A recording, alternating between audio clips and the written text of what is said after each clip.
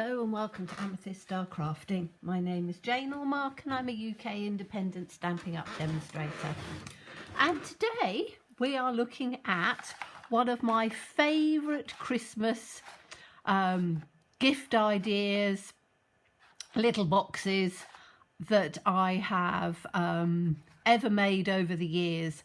I made them a couple of years ago in the tartan paper, and they are a little pyramid box. Absolutely gorgeous, really sweet. You can make them with one sheet of 6x6 designer series paper. They're really very pretty. They fit beautifully in little boxes by the door. What I tend to do at Christmas time is I have a little this little pot and I fill it full of all sorts of little treats and things inside these boxes, and then, as I say, as postmen and various other people sort of come to the door, I just give them one as a happy Christmas. Or if you've got people just coming round for drinks and things over Christmas, just give them a little gift in there. They open up very easily, and if you open them up you can see that you can get an awful lot inside them. So, lots of little tiny little treats and things. You could even put jewellery, bits and pieces like that in there if you wanted to. You could probably fold up some money and put some of that in there. Anything that you really want to. You can make them bigger if you want to, as long as you start off with a square. So I'm doing these 6x6 because that's the easiest thing. And as I say, I use up all sorts of paper that I have left over. I've got some this year, which I did with the lovely paper that we had quite a few years ago at Christmas time. But nice little treat to make, and very simple. There is no gluing. There is no sticking, there is nothing apart from some folding. So let me show you the papers that I'm using. I'm using the papers from the Tidings of Christmas. And for me, it's lovely because it's got all sorts of lovely sort of traditional Christmas colours in there. So you've got reds and you've got greens and you've got all sorts of different colours, and I think it's just lovely. So what have I've done a few in different colours. What am I going to do today? Shall I have I'm just going to work out what paper I'm going to use. That's quite a nice one. It's got beige on the other side. Don't really want beige. That's a pretty one. I've done that one before. That's quite a nice one with the green. I think I might just have a red one this time. Or there is a red stripy one somewhere, I think, that I saw. Did I see a red stripy one? I'm fiddling about with papers, but at least it gets you a chance to see. Yes, that's a nice one, isn't it? Why don't we try one of those? Because that's a stripy one, and it's got the sort of leaves on the other side, but I rather fancy a stripy red one this time. So you need one piece of 6x6, and the easiest thing that I found, if you look back and see my old design, it took a bit of time. So this time I'm trying to find the quickest way of doing this. So a piece of 6x6, score it at 2 inches and 4 inches. So you're dividing it into thirds. Turn it round, score it at 2 inches and 4 inches. Okay, now I'm going to do another one because then we can make two, and I can turn round and show you. I'm going to make one in the paler green. So again, you're going to score it at 2 inches, and you're going to score it at 4 inches, turn it round, score it at 2 inches and 4 inches. Now you can fold it into thirds, but I found from quickness and accuracy, this is the easiest way of doing it. Okay, so let's start with the red one. We're going to fold it into your thirds. So you folded it into thirds like that. Now you can use a bone folder, or you can just fold it with your fingers. So when you open it up, you will see that you have got, because if we fold it, you can see the other side we've scored that as well. You will then have 9 little squares. So 1, 2, 3, 4, 5, 6, 7, 8, 9.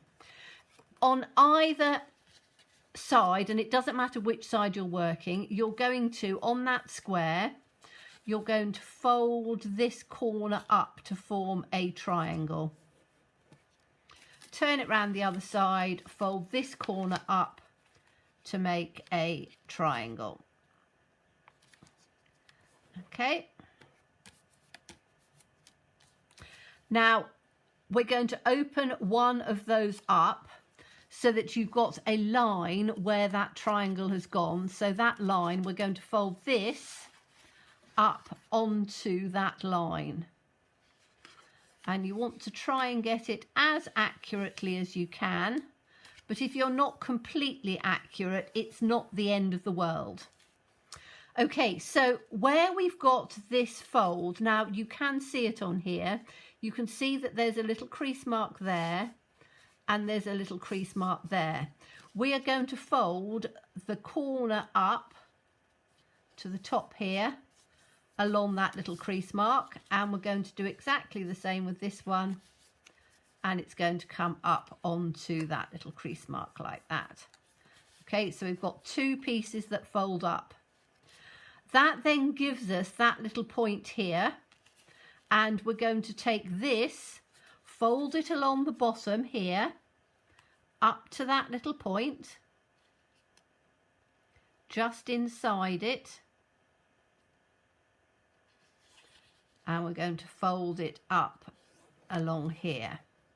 Okay, so you want it just inside that little mark. So where the mark is here, we're going to fold it across, but we're going to put it just inside. And when I say just inside, about 1/8 of an inch. It doesn't have to be hugely accurate, but hold on, let me just turn my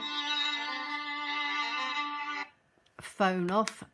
People like phoning. I have salespeople that phone left, right and centre, so excuse me for that. So we now have what looks like an envelope. We're going to tuck this piece in on here.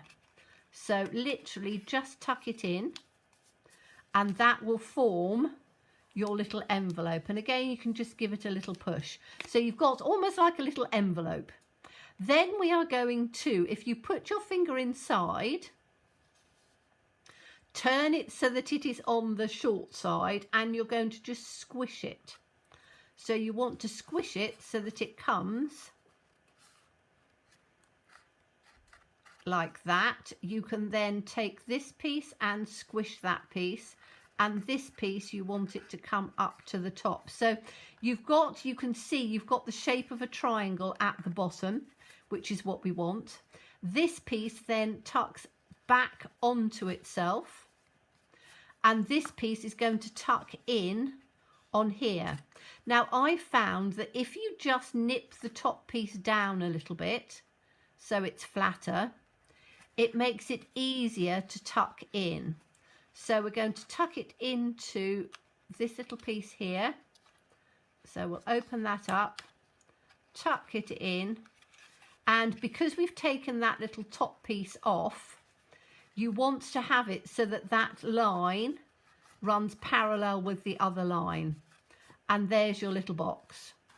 So you can have it whichever way up you want to stand it. If you want to, you can put some decoration and things on it. You could also put a little hole through it, and you can have it hanging from the tree if you want to. But I like them just as boxes. I think they're lovely. I think they're really, really pretty. So that's one. Let's do another one just so that you're absolutely certain of how we're going to do it.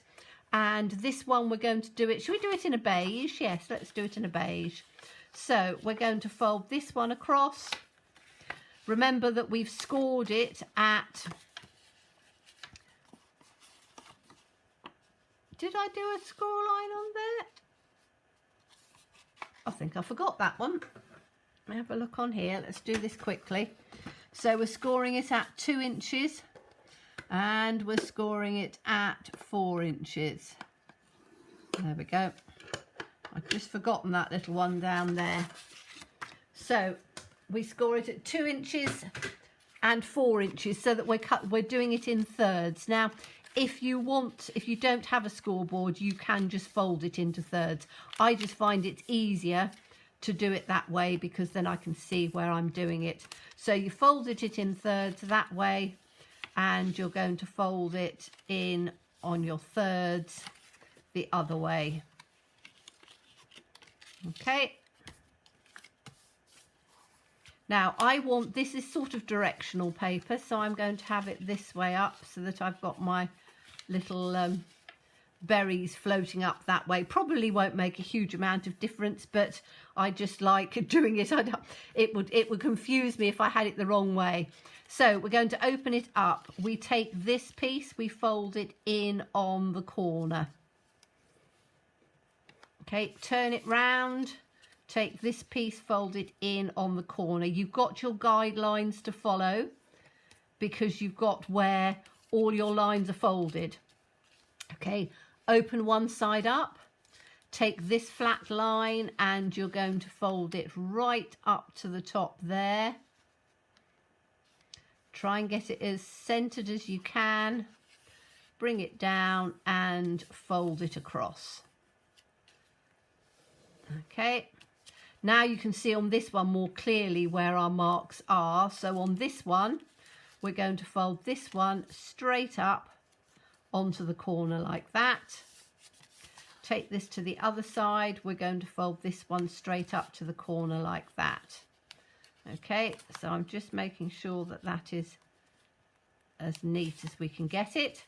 Then where this piece is, we're going to fold it in, but we want to make sure that it's just inside. If you do it over or right up to the side, you'll find where you're trying to poke your piece in that it sticks out proud and it doesn't work as well. So when you move this across, you can see I'm about 1/8 of an inch in, so just a little bit. It's difficult to sort of gauge what a little bit is. If I show you on here, that's the line and that's where it is on there. So it's just a little bit in. So when we come to tuck this piece in on here, which we're going to tuck in like that. This is me trying to get it in on here. Come on.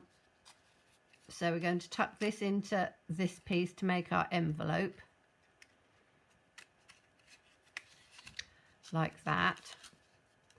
You'll see that it tucks quite neatly in on there. If you've done your fold and it's just slightly over, you'll find that it'll push it out a little bit. Okay, now you can see on this one, I haven't folded it completely accurately, but you'll see it won't make a huge difference. So you put your fingers inside, you turn it to the side and you squash it. So you're squashing the top bit up. So your bottom bit will come to a triangle and your bottom bit will stay. Now you can see I'm quite a long way out with this, but it won't actually matter. So I'm going to tuck this piece in. That comes to there. Then this piece is going to fold in. I'm just going to take the little nib out of here so that it makes it easier to fold in. And I'm just going to tuck it in on here and push this in so that it comes up to that piece there. Okay, so it's tucked in nice and neatly. And that gives us, just take that in on there. That gives us the other box. Okay, so we've now got 2 boxes done beautifully. You can see this one is neater because it was completely accurate. This isn't as neat because it wasn't as accurate in that fold, but it still works well as a box. If I bring the others back, we can just pop these in on here and you've got all sorts of little Christmas boxes, which you can fill with whatever you want for Christmas time. So hope you enjoyed that project. It's a lovely pyramid box.